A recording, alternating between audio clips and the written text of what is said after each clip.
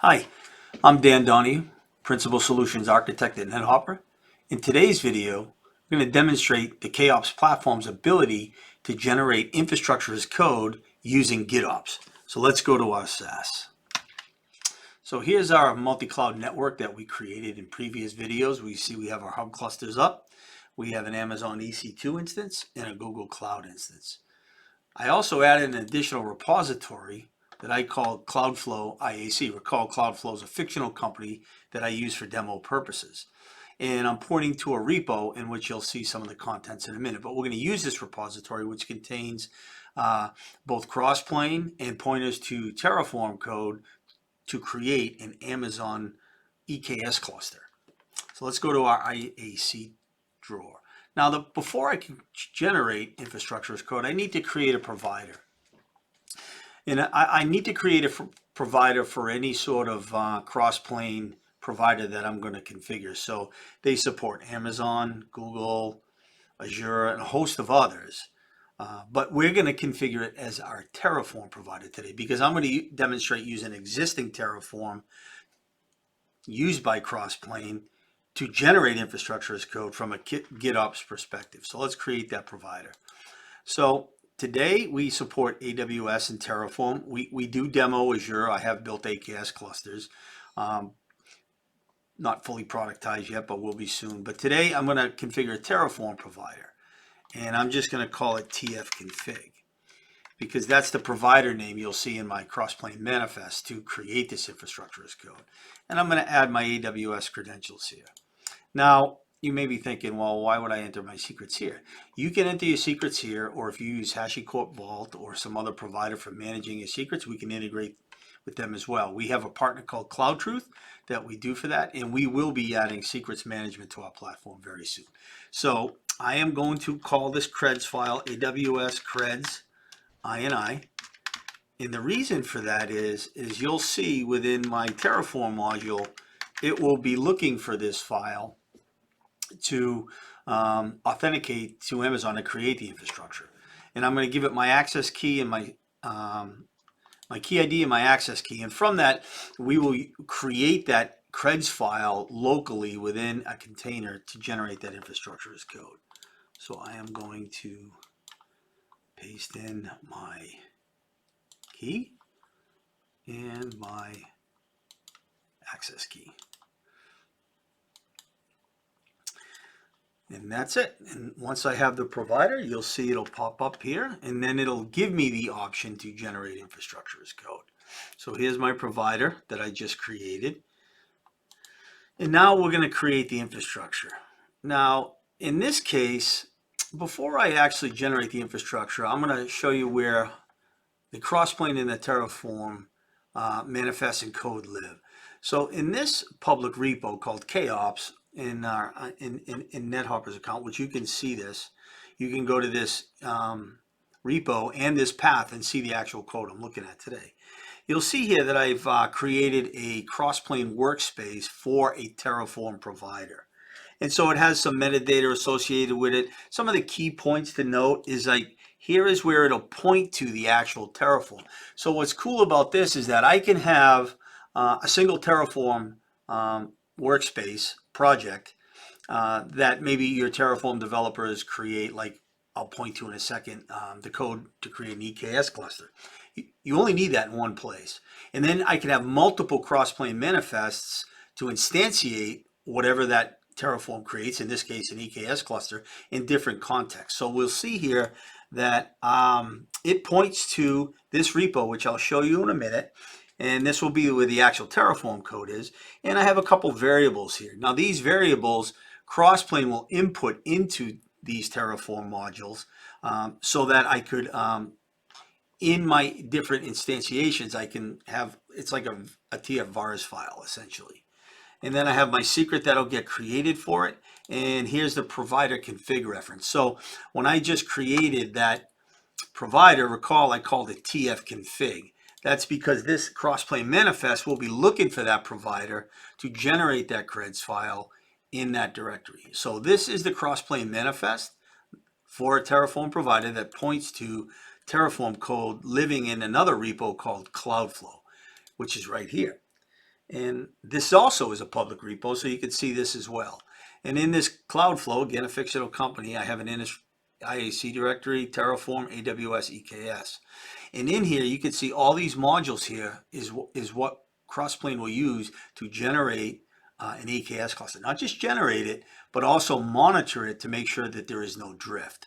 And we can demo that as well. So in here, you see we'll create a VPC. We have a variables file. Now, if I look in this variables file, you see I got a variable region and cluster name suffix. If I go back to my Crossplane manifest, you can see here is where I actually set those. So we're going to create it in US 2 region availability zone, which I think is in Oregon.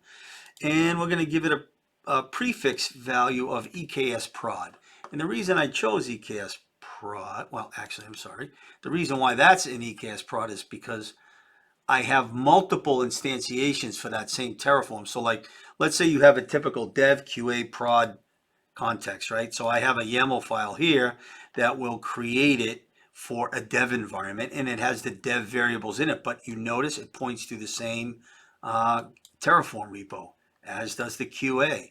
If we look at the QA one, it also points to the same Terraform. So the Terraform that this repo contains will be used in any context that we decide and instantiate in a way as dictated by that Crossplane manifest. So we'll fill in those variables. And if we look in the main Terraform file here, we'll see there's that creds file I created. Now recall when I created that provider, I told it that, well, you'll see in a minute, but you'll see the AWS creds INI file, I'm sorry, right here, is what Terraform will be looking for my AWS credentials.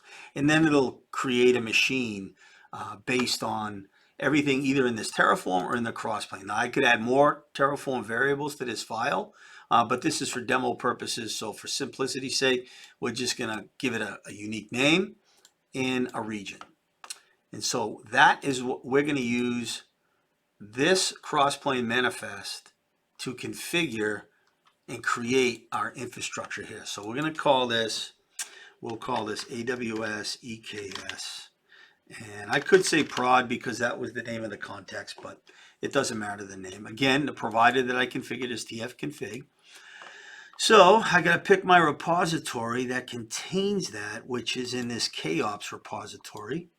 I want to use the main branch, and I'm going to guess at the path, and I'll double check it.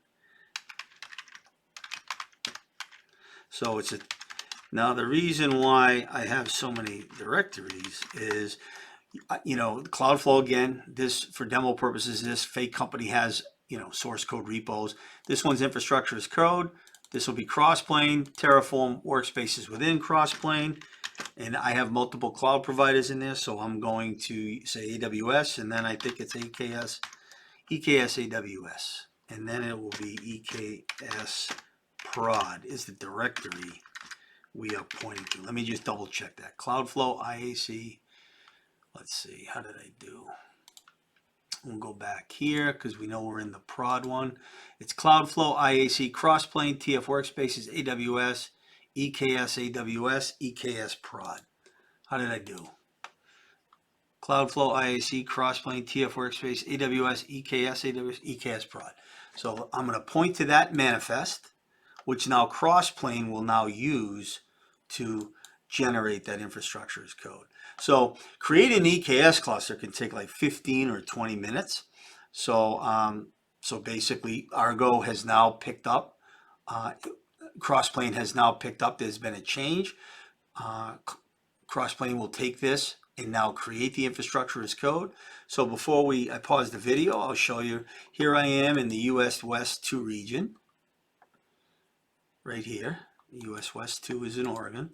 And if I refresh this, you'll see right now I have no clusters. So when this cluster gets built, this is where it'll appear. And so just so you know that I'm not trying to pull the wool over your eyes, you can see here that I am creating it in US West 2, where I'm pointing to here. So while Crossplane is off building that, I'm going to pause the video and I'll be back when the cluster is built. And we're back.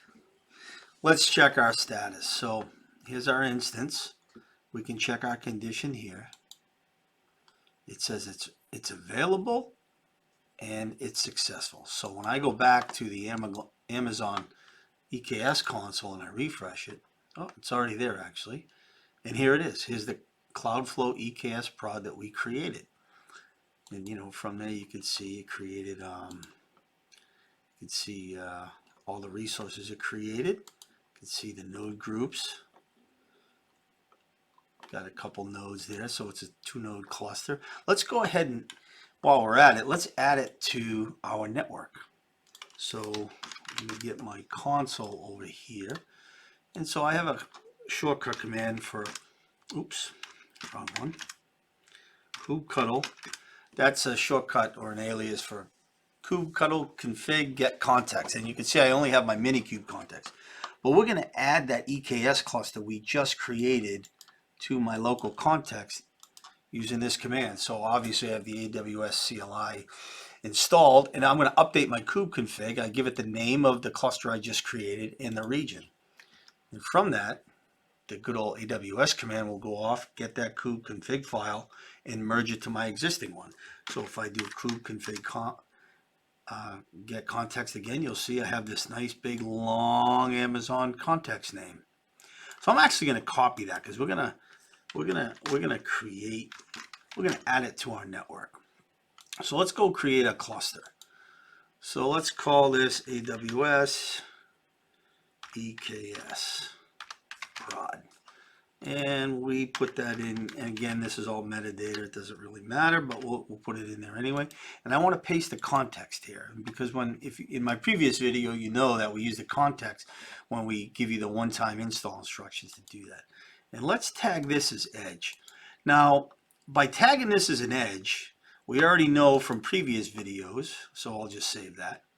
So from previous videos, I already have a distribution rule that says any object tagged edge goes to a cluster tagged edge. So now this new EKS cluster I tagged edge like the existing AWS and the Google one, which is why you see them instantiated here. So now when I add this EKS cluster to this network, those applications should be automatically distributed. So let's go ahead and attach it. EKS, there it is. We're going to copy the one-time install instruction. So here you can see it's going to create the command line to use the proper context so I don't install this in the wrong place. It'll create the namespace default, which already exists, obviously. And it's going to download and install our manifest. So let's go ahead and get that installed. Let's pull up that terminal. And normally I would check the context I'm in, but I don't need to here. So here we're going to see it's going to install into the EKS cluster. And we can see here that the Nethopper is installed and all the services we need, our router, there'll be a Prometheus agent. And so we can watch here as this cluster now adds itself to the network. So I'm going to pause the video again because installing the observability piece can take about a few minutes. So you see here it's installing the router. Now it's installing Prometheus. And so that can take about 3 or 4 minutes. So I'll be right back. And I'm back. And so we see that it is up. And I promise you, I haven't looked at the applications tab yet to see if the application's been deployed. I have that much confidence in the platform.